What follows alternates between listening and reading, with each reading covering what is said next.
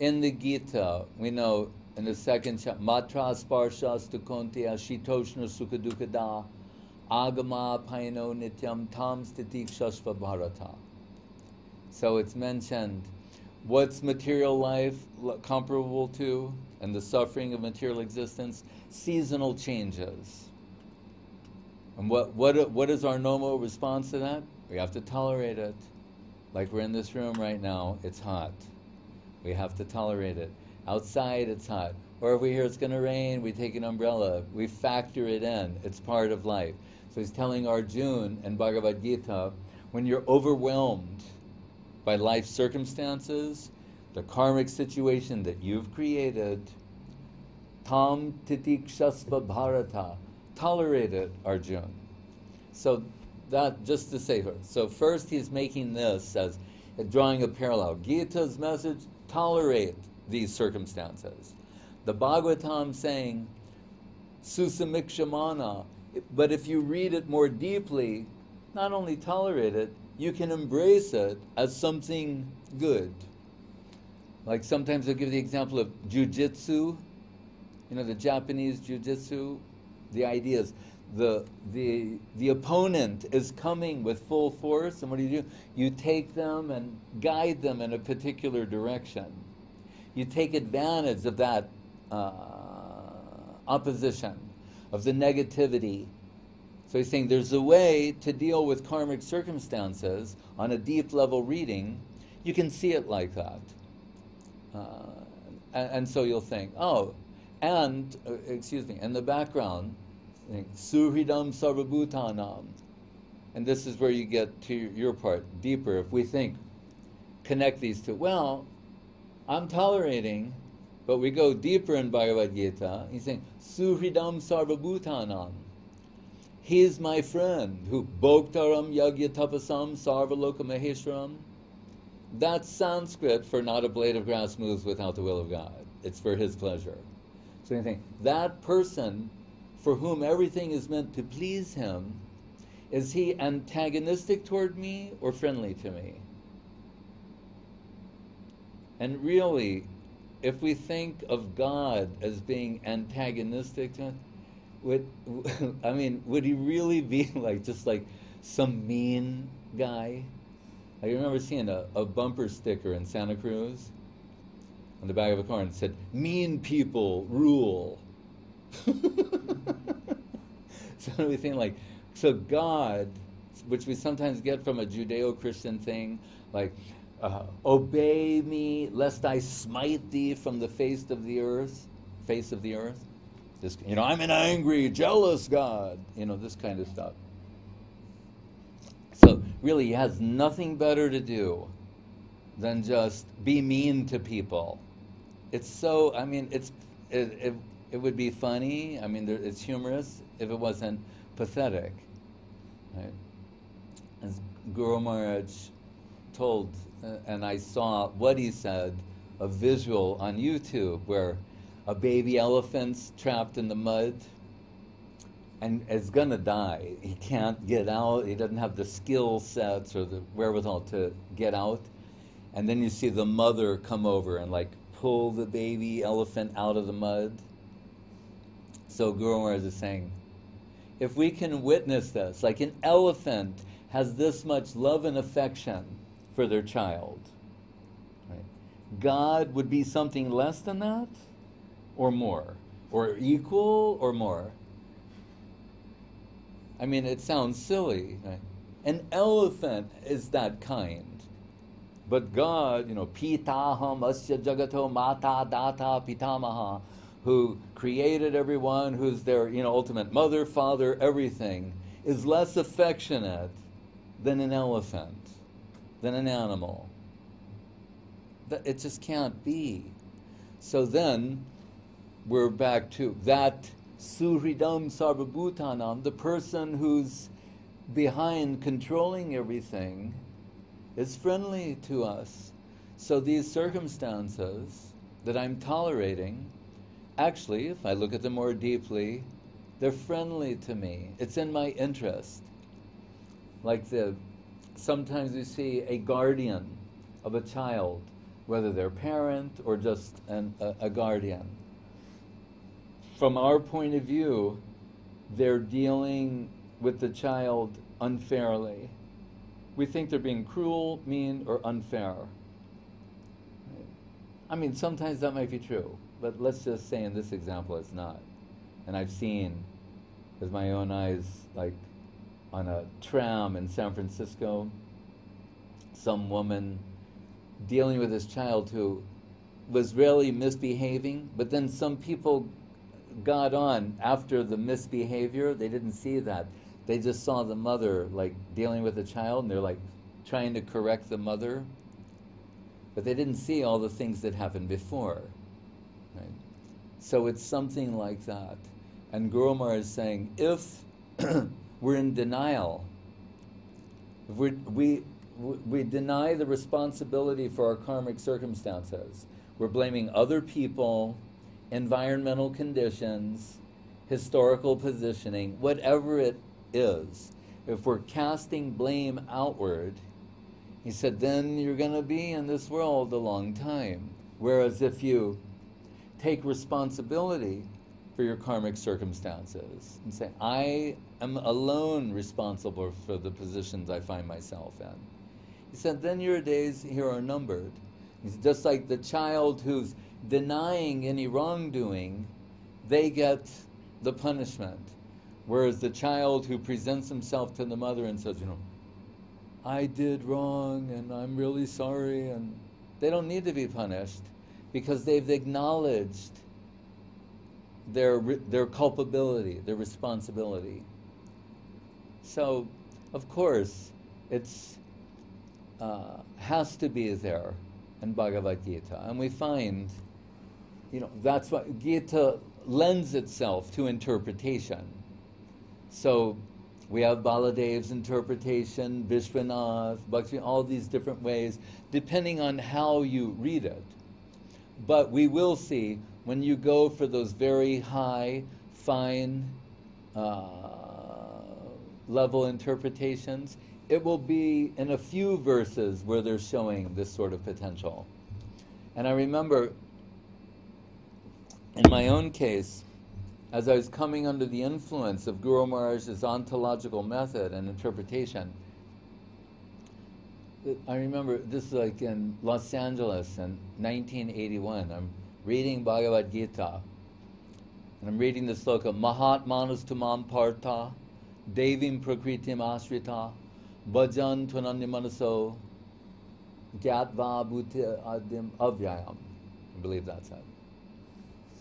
So, but suddenly I'm reading this, and I'm thinking of all the things I've heard from Guru Maharaj.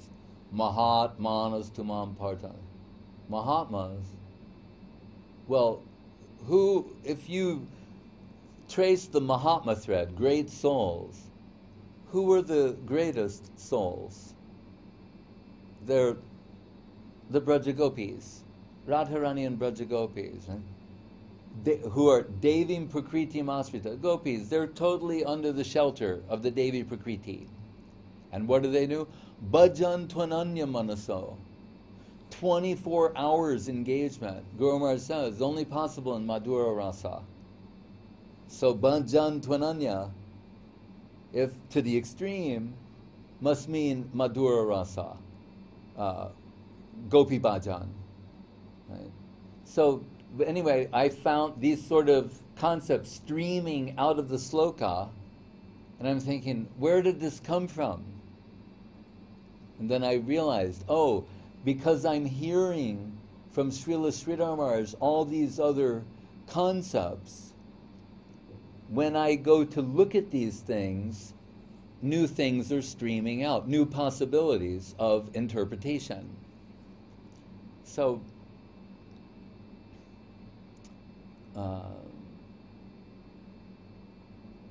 the nutshell slokas, ahang sarvasya prabhavo.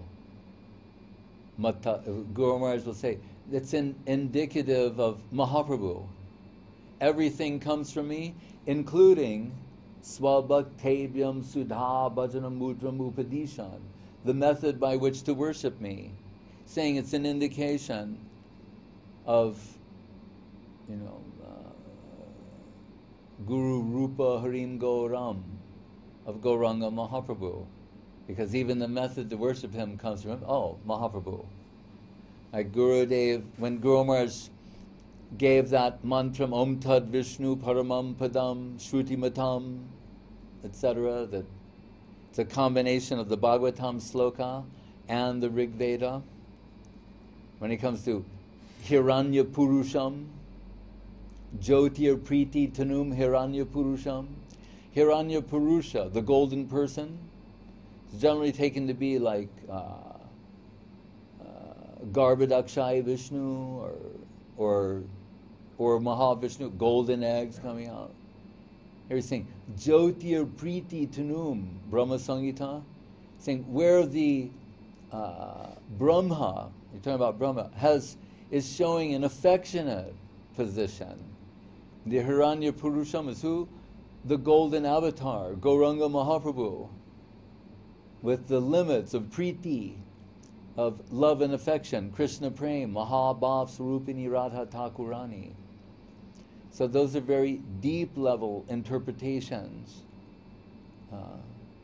according to the angle of vision of the devotee who's interpreting at that time, and what is their necessity. Because we might add, what is someone's necessity for these things? It's Guru Maharaj's necessity. The higher Vaishnavas who are tasting and relishing and saying, this sort of is it's not, what's the word?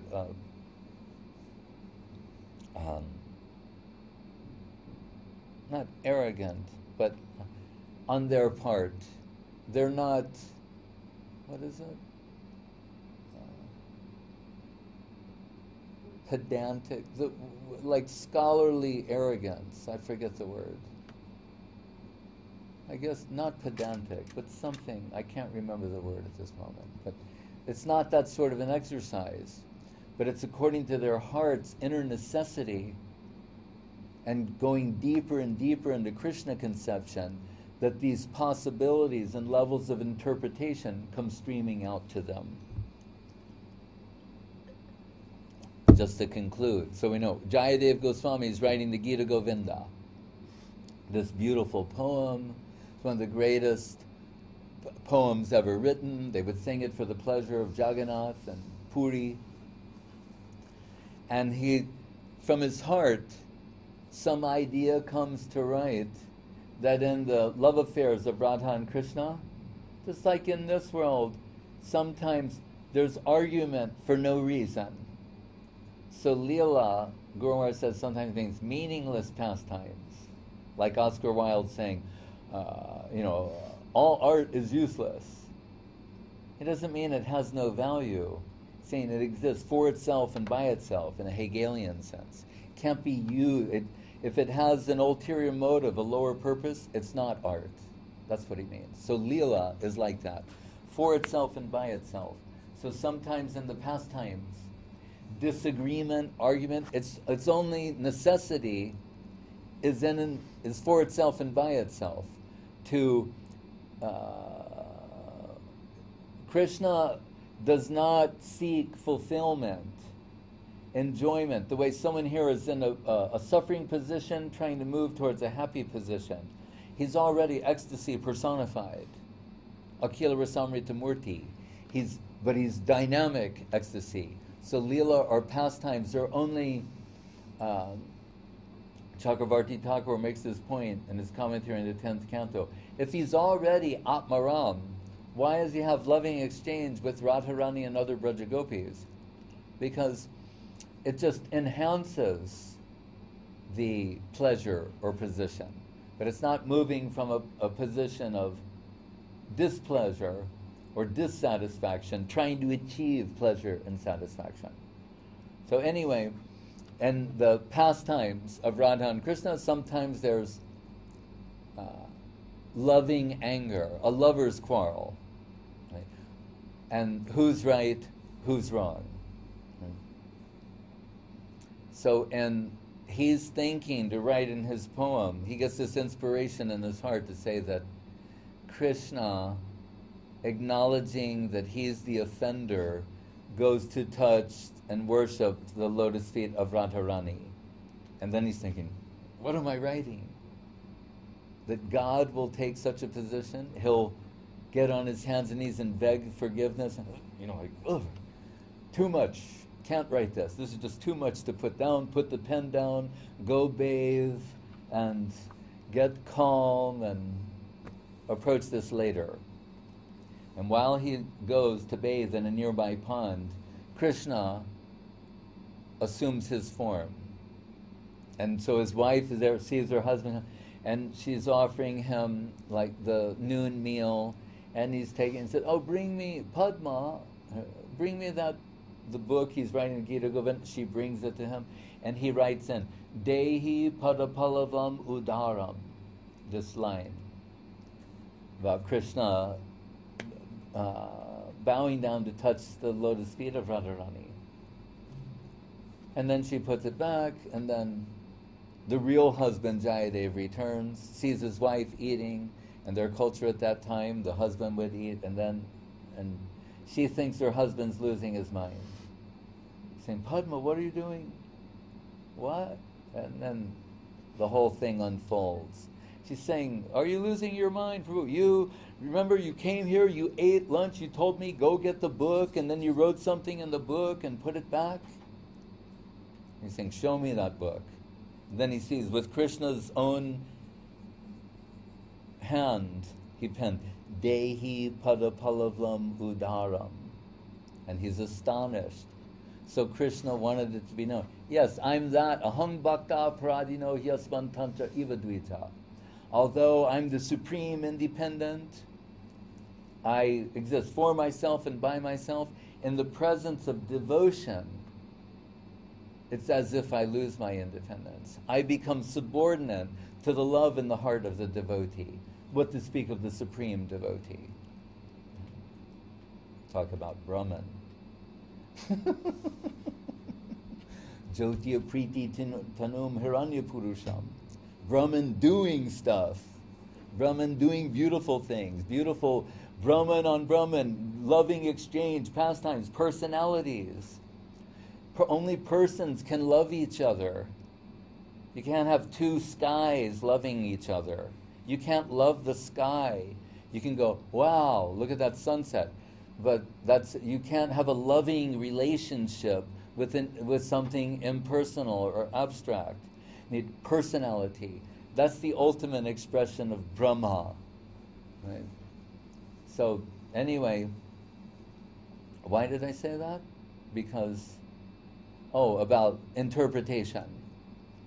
Right? And what's expressed from the heart of the devotee. So what's coming out of the heart of Jayadev Goswami, expressed in the Gita Govinda, that's giving great joy to Chaitanya Mahaprabhu.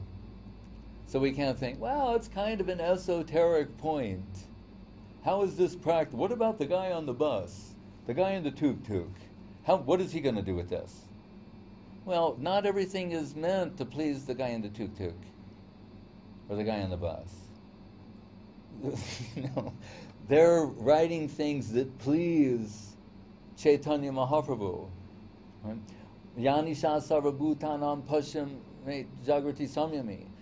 What's in the mind of Einstein and Heisenberg and the quark guy, Planck, or that's madness to ordinary people. But is it madness? It's madness to ordinary people. But there's nothing there, or there's something very powerful and substantial there? So what's being expressed in this sort of love poetry, yes, it's very high and very wonderful, but that's what Krishna consciousness is. It's something very high and very wonderful. Our general position is to provide things that are accessible. But at the same time, it's giving accessibility to something that's ultimately very high and wonderful. As Guru Maharaj said, the most exclusive, but the means to achieve it will be all-inclusive. So we're in the all-inclusive mode. Then we'll figure out different ways of accessibility, but it's to bring people to that most exclusive plane, where, what is its characteristic? Sri Krishna Karshini Chasa. Krishna is so charmed by the devotion in the heart of the devotee, that great infinite magnitude sun we're talking about comes under the control of the ray, the finite. The sun comes under, for in this example, the sun comes under the control of the ray. How is that possible? Because what's in the heart, love and affection, is so valuable. As Gormar said, love's the greatest thing ever invented, as if it was invented. That Krishna is so eager for that, he comes under the control of the devotee. That's the extraordinary thing. Hare Krishna.